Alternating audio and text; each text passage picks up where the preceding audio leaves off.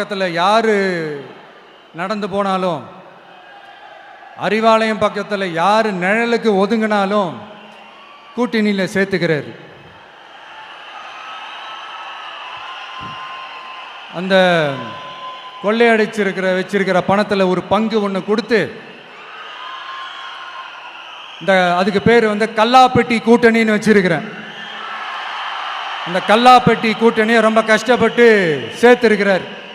ஆனால் அவருக்கு நான் சொல்கிறேன், இந்த பழைய கூட்டணி கணக்குகளோ இந்த கொள்ளையடிச்ச பணத்தையே வச்சு எங்கள் மக்களை ஏமாற்றி எல்லாம் ஜெயிக்க முடியாது. ஏன்னா இது மாபெரும் மக்கள் சக்தியான வித்தியாசமான விசில் புரட்சி எலெக்ஷன்.